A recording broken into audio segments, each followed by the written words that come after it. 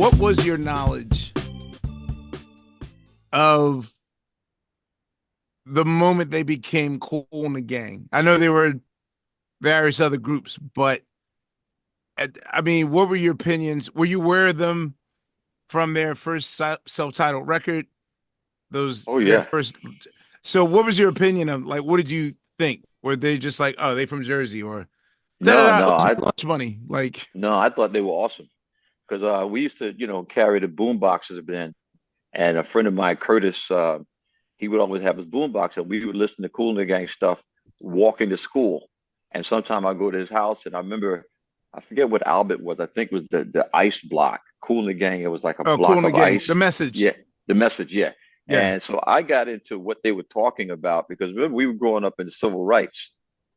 So those things they were talking about in a musical way, I said, well, that's pretty clever how they got the message across, you know, with not even as blatant as like a Gil Scott did, but it was something that I could relate to musically as well as instrumentally, and something you could dance to at the same time.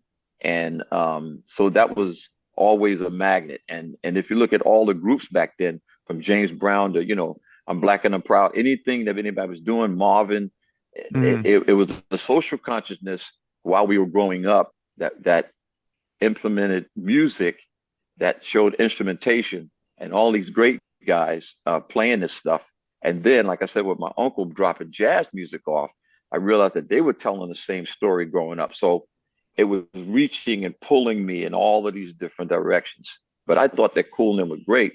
And ironically, when I mentioned the Filet of Soul, we actually opened up for them once at Newark College. I think it's Kane College in Newark.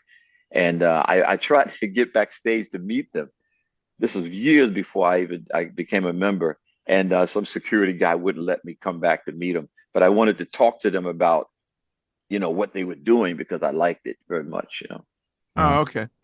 Yeah, that's such a cool story. yeah. It Boops. it's all one, Oh, man. It's all related in some way. Yeah, that's it so is. cool. Yeah, that you got to. That's really interesting that you were a fan and tried to meet them, end up in the band. Right. Yeah, and So end up it. It's crazy. how did you specifically uh get their attention? How what's the story process that leads to you Me guys coming a meeting member. to audition for the band? Yeah. Well, again, I did a part owner of House of Music and studios in West Orange, and I did a session with what's his name? I used to work with Bob Marley, Jeff Dixon. His name Wait, is what? Jeff Dixon. Yes, Really? and I went. I got a call. That Stephen said, "Listen, man, this is guy doing trying to put this group together, and his name is Jeff Dixon. He wants you to come down." I told him about you, and we to the session, and I did there was a section of the song that I did, and when I finished my part, I went out, and when it was done, um, he said, "Come back in," and he said, "Listen to what happens to the song when you sing, when your part comes." And he played it through, and he said, "You hear that? That's it right there." He said, "I got to get you with somebody." And I was like, I was just doing what he instructed me to do. And Mm-hmm. so when I got the call to come to audition, I don't know if it was Stefan, whether it was Jeff Dixon that told Coolum about me, but I know when I got there, Irene Conrad, I mentioned, he said, "Yeah, well, Coolum, they're down here."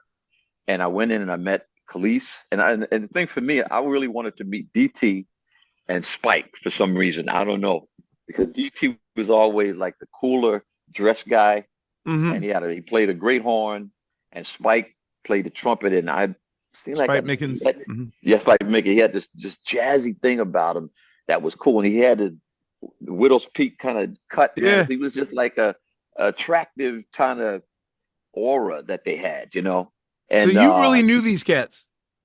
yeah, I knew him from just the music, and I See, appreciated. Yeah, in my mind, I was like, especially now.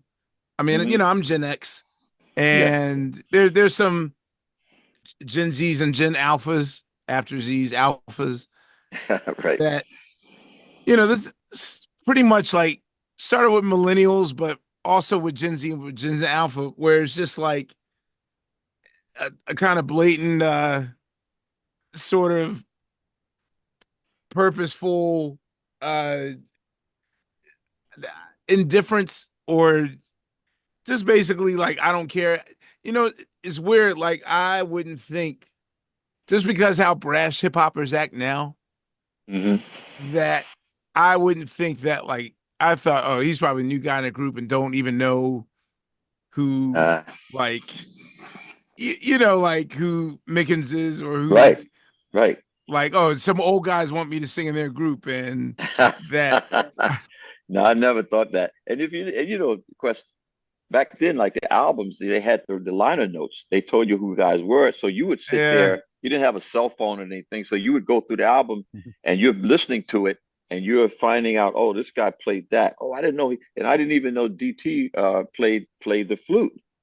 Okay. And then I found, oh, that was him playing that. Oh, okay. So when I met him, I Right. was like, yo, man, that part you played on this, stuff like that. So I was telling them little things that I appreciated, and Funky George, and listening to that foot, man. I said, wow, that's, you know. So I was like in heaven, kind of, so to speak.